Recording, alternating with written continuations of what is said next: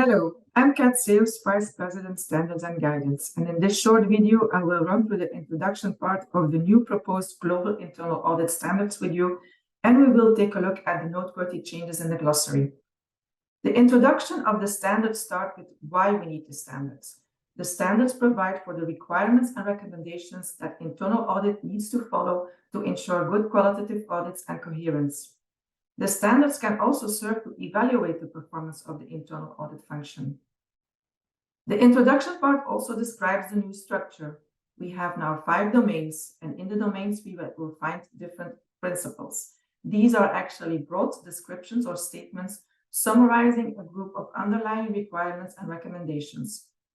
Then we have the standards. They contain the actual requirements for the professional practice of internal auditing. And we have 2 types of considerations. The considerations for implementation. These are common and preferred practices. They also include some call-outs, for instance, for public sector, for small internal audit functions, or in case your internal audit function is outsourced. So these call-outs help to clarify expectations unique to those environments. Then we have the evidence of conformance part. These include examples of how you can demonstrate that the requirements of the standards are implemented. They are not meant to be requirements, nor are they exhaustive.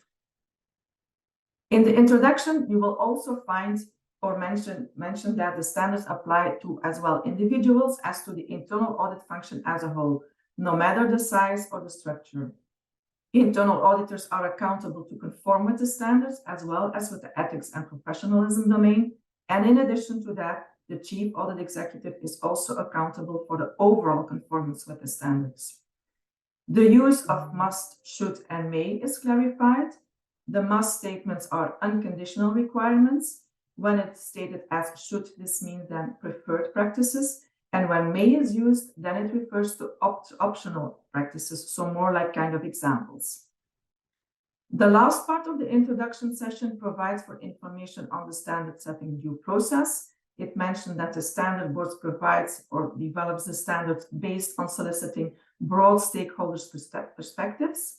The due process also contains a public exposure period in which we are now. And there is the IPPF Oversight Council consisting of independent persons evaluating and advising on the due process. Now let's take a look at the glossary. There you will find some new concepts, some new definitions, or some existing ones, some rewording of the definition currently in the standards. We still have the 2 types of services, but the consulting services are renamed. We use now the term advisory services. We still have the assurance services.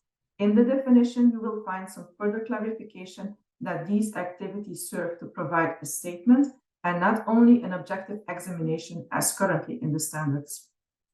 In the term fraud, you will see that the reference to illegal acts has dropped because not all frauds are illegal.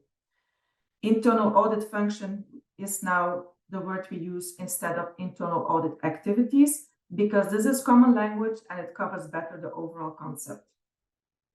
We have now also internal audit charter. Currently, it's just charter in the standards, but this definition is more clear as there is also the audit committee charter.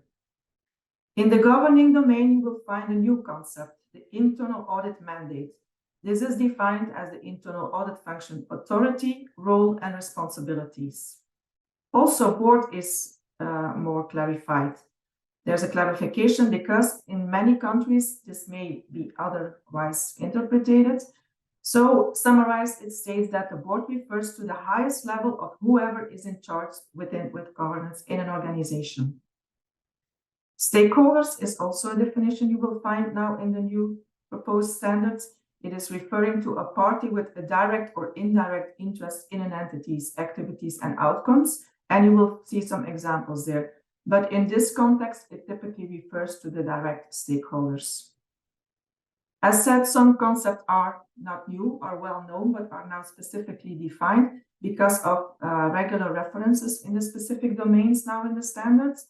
For instance, in domain 5, you will find very regularly condition, criteria, effect, and finding. The condition is the existing state of the activity under review. The criteria are then the measurable specification of the desired state of the activity under review. And then the effect is the risk that is encountered because the condition differs from the criteria. Also, a finding is defined. It is the determination that a significant risk exists based on the difference between the evaluation criteria and the condition. We have now engagement conclusions instead of opinions in the current standards. These are internal auditors' professional judgments about the overall significance of the engagement findings. For the ethics domain, you will find two new terms. It is the integrity and the professional skepticism concept, not new, actually well known, but specifically defined now. Integrity is the behaving in a manner that can withstand scrutiny by peers and others, and also there are some examples mentioned. And the professional skepticism is then questioning and critically assessing the reliability of information. Also there, not new, but specifically defined in the new standards. So I hope this clarifies a bit, and I also invite you to watch our other videos on the different domains, and I hope this will support you then to provide for your and prepare for your feedback on the new proposed global internal audit standards. You can find all the information on the website, so we invite you to fill in our survey on the website. Thank you very much.